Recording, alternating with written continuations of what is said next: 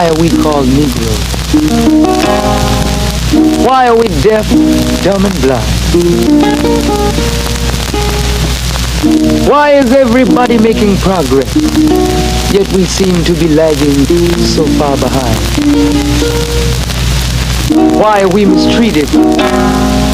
Why are we in this condition? Stripped of our name, our language, our culture, our God, and our religion. Here in America, all of our religious training has been gotten by the preacher. He has told us of a heaven way up in the sky that we can't enjoy now, but rather after we die. But all of the years that we're living, for us there's nothing but hell, pain, torture, and misgiving. Yet the Bible speaks of a heaven filled with material luxury, which the white man and the preacher has right here, so we see. So my friend, take it for what it's worth. Your heaven and your hell is right here on this earth. So let's check. Welcome everyone to another episode of the Lancescurv show. Just waking up and I had a few thoughts on my mind, and I have to tell you, my mind works so fast that a lot of the thoughts that I walk with, they kind of like fade off. You know, we're always looking for the big YouTube video, the big discussion, and there are a lot of little things that we need to remember throughout our day that come to us as smaller revelations. So this video is not going to be too long. It's just something that I wanted to share that kept bouncing up on the screen of my mind. And don't know how I'm going to title it, don't know how I'm going to flow with it, because as you know, I shoot from the hip. Excuse me as I clear my throat. Let me clear my throat.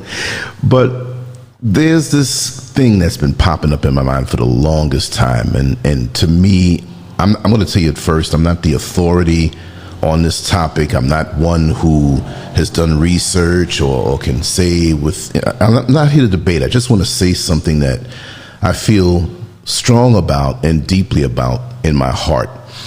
And it's a very specific phenomenon. It's a very specific thing. But if we take care of the little things, the big things will fall into place. And as an artist who is into great detail, check out my artwork on Lancescurv.com. Scroll and look at the header and look at artwork, right? What I do with a pen and a pencil, mostly a pen. You know, you can't erase a pen, so you got to know what you're doing.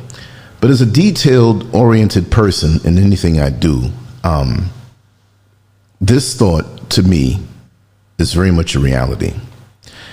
And what it is that I'm finding that many people are leaving Christianity, which that's their decision. I'm not pro or con. I'm in transition into finding out what I am and who I am. So whatever way you feel is for you, and that goes on to the other side of what I'm saying. But there's deception involved. We're talking if you're into Islam, or I don't do religions anyway, right? I don't see any animal out there in the wild that does religion, but their life is very orderly. They instinctively know what to do. They're connected to nature, which to me is an extension of our Creator. And we're to learn the lessons that are taught in nature directly, plain and simple. The only place I see chaos is in the so-called civilized world, right? So other than that, we have many people who across the globe are coming to the motherland, Africa. I did, and it's a wonderful thing. But many, I'm not saying all, but too many are looking for something that may not exist. They're looking for that aha moment on a spiritual level. And that can happen anywhere on the globe, since we are the original caretakers and the original people of this planet. The whole planet is Africa. You don't have to go to Africa to find something that's already inside of you and to get the connectedness. I don't care if you go to Alaska, where it's really cold, right? Or the South Pole, where it's really cold. No matter where you are, if you are good, if you are connected, you're in the right place. But some people come to the motherland in the name of African spirituality, and they don't know a goddamn thing about any kind of spirituality. And excuse my French, but I had to say that. And I think it's appropriate. Not that we're saying God in a European sense. I'm just saying created. I'm just saying God because it's three letters and it's easy to say, okay? Because we come with all of these names. But it's damned by God. Am I saying African spirituality? No. But too many times, and here's the punchline, we cloak this thing that we do with the name or words of African spirituality. And a lot of it is damn evil. Am I saying that African people are evil? No. Am I saying the true practices and true African spirituality is evil? No, it's a good thing. But too many times, occult Luciferian activities pass themselves off as African spirituality, and you think you're doing a good thing, but you're walking right into death, eternal damnation. Am I talking Bible talk when I say eternal damnation? No, because you're not going to be where you're supposed to be. Eternal damnation, to me, is having to do this thing all over again and never coming out of it. You're never going to progress. Just because we get angry at Western society, we are pissed at it. We see how it's used us on these jobs with religion, fake people, a system that doesn't pay us. After a while, you work, you're getting old, you're like, wait a second. This is a scam. I'm not getting anywhere. I've gotten nowhere. Let me get out of the system. Beautiful, but don't let that cause you to seek out other things. You got to check the full package. The land is beautiful. The air is beautiful. I woke up this morning. Woke up and looked at the mountains, breathing good air all night long, eating good, clean GMO food. Many of the things that those who are already here they take it for granted. They don't even appreciate it because they want to go to America. They want to go to the UK. When you come here, you see a very shallow version of Christianity practiced.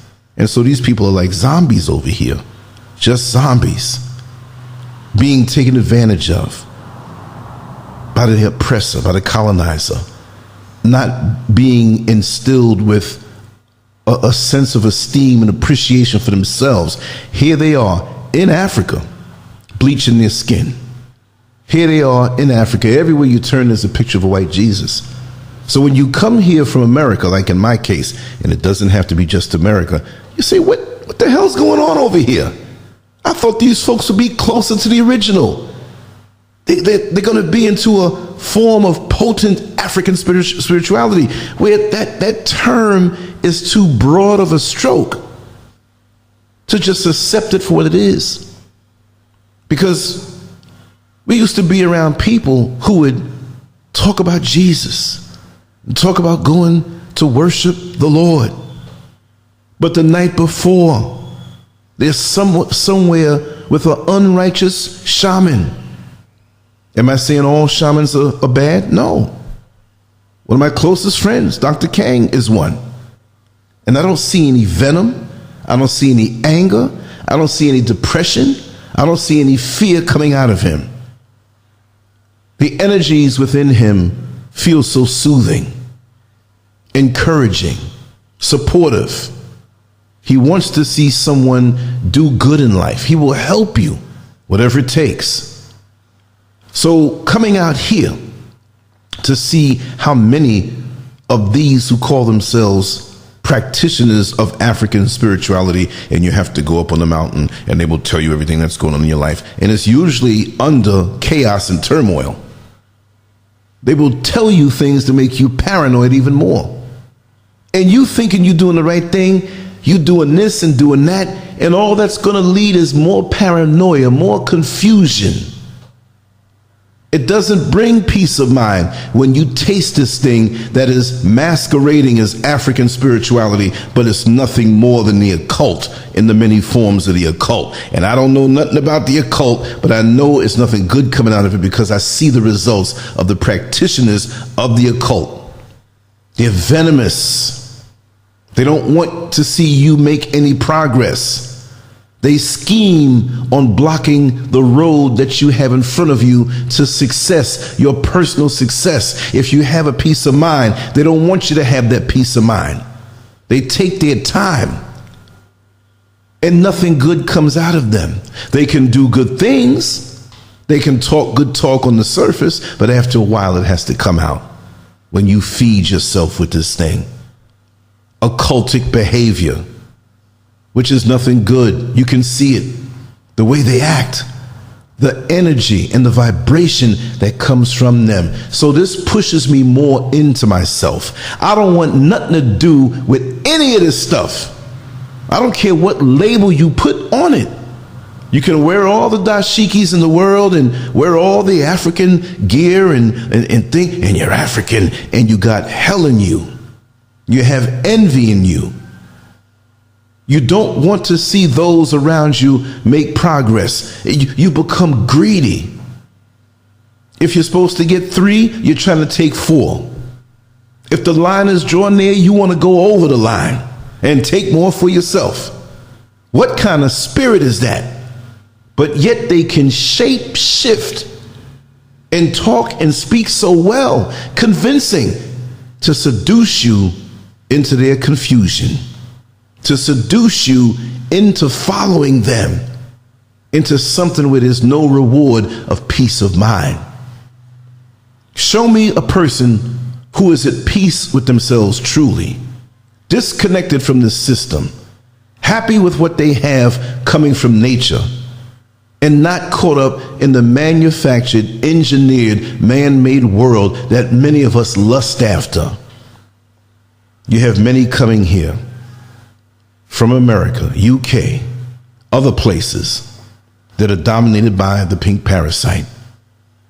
And they've been disappointed with religion, and I understand why, because it hasn't produced the peace of mind that they thought they would get. But they jump from one hell into another, unknowingly, thinking that what they're embracing is something good, thinking that what they have now will lead them somewhere to the ultimate peace of mind and spiritual ascension. And it only leads them down to the lowest vibration. I've seen it. I've seen it time and time again. I've witnessed it up close and personal, and I want nothing to do with it. Be very careful. I'm keeping it short, and I'm going to end it now. I want to hear your comments. I want to bring people in who actually are knowledgeable to the facts. I am not. This is my feeling. This is what I see. And others who know can come in. I'm not saying I don't know, but I'm very instinctive in how I talk, and you guys know that. When I say guys, I mean females too, my sisters. Well, let me just say it, my sisters and my brothers. But this has been something that has been bothering me to speak about for a long time. Just because it's African doesn't make it right as far as the spirituality that they say. Investigate it. Don't take it on face value. You'll find yourself paying people here and there, and they're going to sucker you and use you for your money and laugh at you. You got to bring them a little liquor. You got to pay money. You have to show all this reverence to them. And they're nothing more than a regular person with a hustle and a deception under the cloak of African spirituality. African spirituality, what is it? Tell me, please. And if you can define it down into something more specific. Because if you don't, that leaves room for others who are full of deception and schemes to play on you at your lowest moments when you need help. If you ask me, you pull away from all of this stuff and you sit there and deal with it from within, and you get your divine downloads out in nature as you meditate and detox away from all things that are not natural.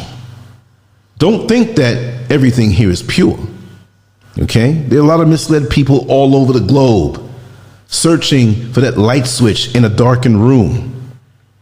And they will come with convincing words, but lead you into chaos. And this is the only way that I can keep myself away from chaos, is to keep away from the frauds who portray one thing, but they're all about someone else or something else. And what you think you're worshiping may not be. Because if some of these people were so powerful, their situations wouldn't be as jacked up as it is. But they see there's a need to be fulfilled. When you see that there's no laundromat in the neighborhood where you can go and take your clothes if you don't have a washer and a dryer at home, well, that would be the good business to go into. If there's no tire shop where you can purchase new tires and keep it open late and open it up early, that's the best thing, because everybody in that area is going to come to you. So when you see, as one who was born and raised here in the motherland, that there's so many Americans and folks from the UK and beyond that are coming here with extreme mental issues, because I'm not saying that to throw off on anybody. I got issues too. We all have issues, especially if you grew up in America. Post-traumatic slave disorder. You have PTSD coming out of America. And so we think that a move would be the answer. See, I didn't think that. I already knew. So I've been dealing with myself long before I came here. I came here for the GMO-free fruits, the fertile land, the beautiful weather all year round. It's summer all year round. I couldn't deal with the seasons anymore.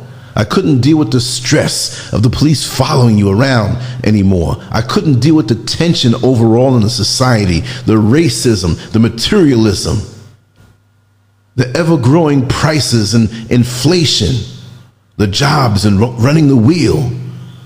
Now I see how futile it was for me to live there. I didn't come here for anything else. If you get to meet people over time and you can vet them, we can be friends. But you have to have something that you're going after as far as a goal in your life. I cannot just accept you on face value when you say you are something or you do something. And I suggest this to everyone, because the deeper you get in your advancement on a spiritual level is the more they will come after you. And we're talking about not just come after you, but they're there like a spider in the web, knowing that over time you're going to pass through and probably get caught up, because we're all human.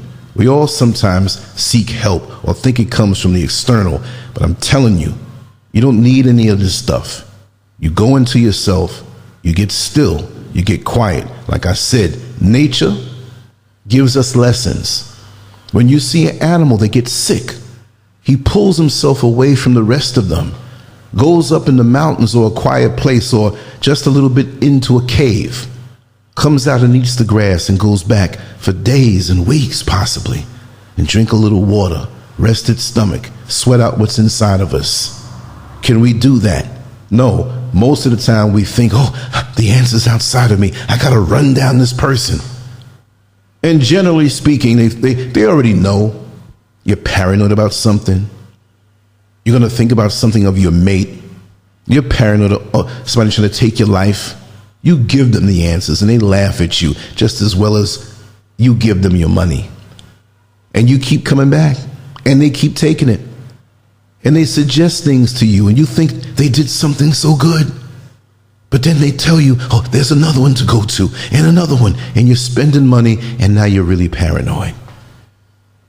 It's sad when you see someone degrade into something less than what they were before.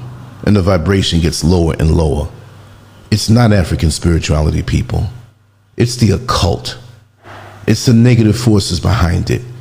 There are some and there are many out here that are about that are about the healing, that are about the positivity.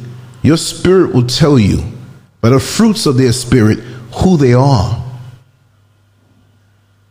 And these people will suggest to you things from a practical sense, not some weird sacrifice or weird doing this and doing that, and then some have you go to do things to people. Well, do this and cast this spell again. Now you're in a whole different world. Now you're on the verge of going cuckoo, because I know when I worked in the jail and worked in prisons that many, not all, but many of those who were in the psych ward were practicing these things, and it got to their mind and they lost touch with reality. And it was a precursor to madness. So just think, because you go from one land to the next, that this feeling is going to hit you and it's going to be this big change because now you're into African spirituality.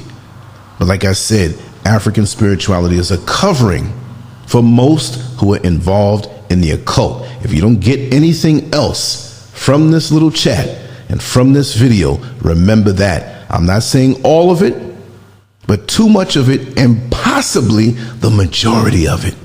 Majority means 51% to 99.99%. I don't know where it falls between in that. But so many people here are pastors. They ain't looking to live no kind of way. Oh, I'm a pastor. Where's your church? I'm building it. Do you have any money? Could you give me some money? The hustles are on, y'all. And when it comes to the other stuff, one person will suggest, yes, I have someone that you can talk to. They're more powerful than any pastor, and they will fix your problem. Fool, don't you know that he's a person that when he brings you and you're willing to pay anything backside to that person, he gonna get a cut for bringing them. Come on, y'all, you can't be that stupid.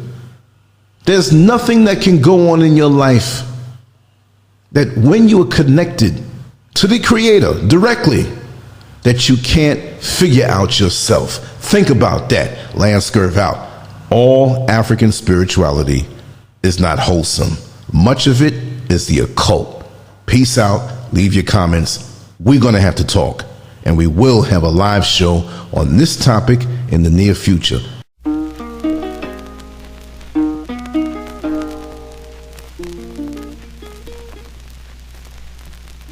Why are we called Negroes?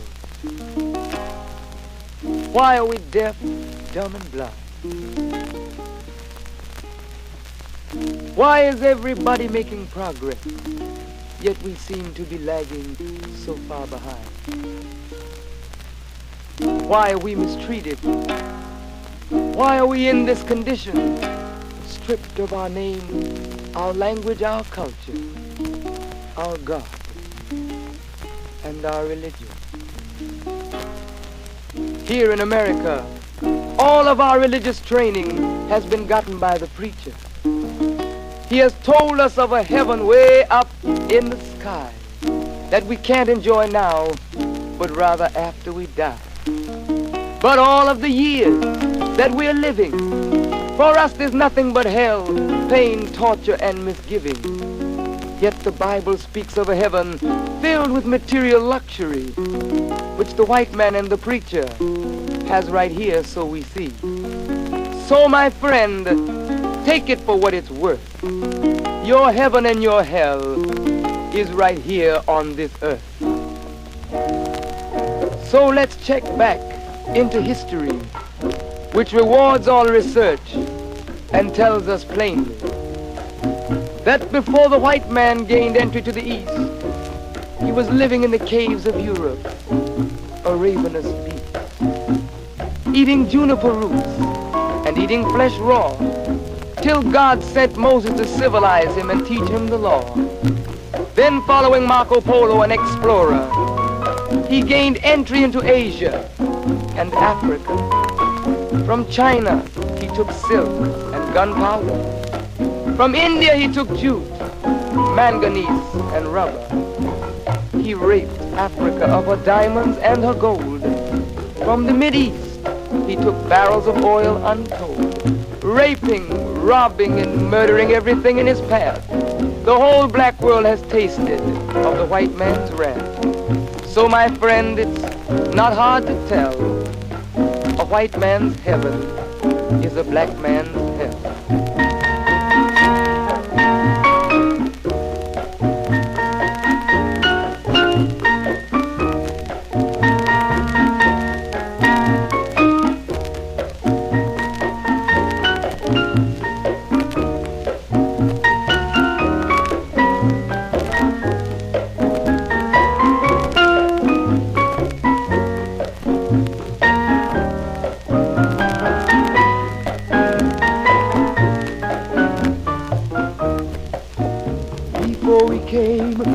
America, we were living in the East, by the Nile River, we were living in luxury, enjoying freedom, justice, and equality. We wore silken robes, slippers of gold. We were the wealthiest and the wisest people, I'm told. Now we are the poorest of the poor.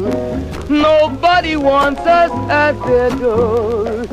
So my friend, it's easy to tell. White man heaven, black man hell.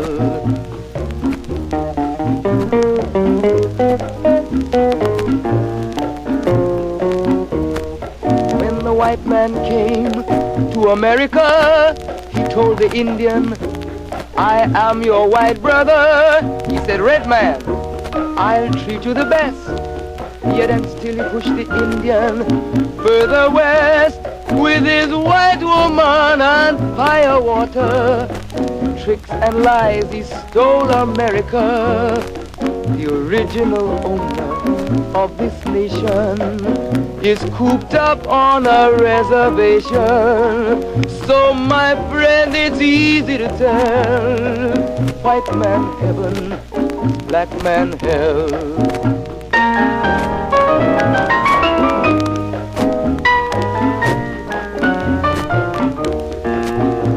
He needed someone to work the land. His back was too weak. He needed you, black man, so he commissioned Sir John Hawkins to commit the world's most grievous sin, to take a man who's born to be free and bring him down to slavery, to sell a man as merchandise, on his body put a price. Oh, my friend, it's easy to tell. White man heaven is a black man hell.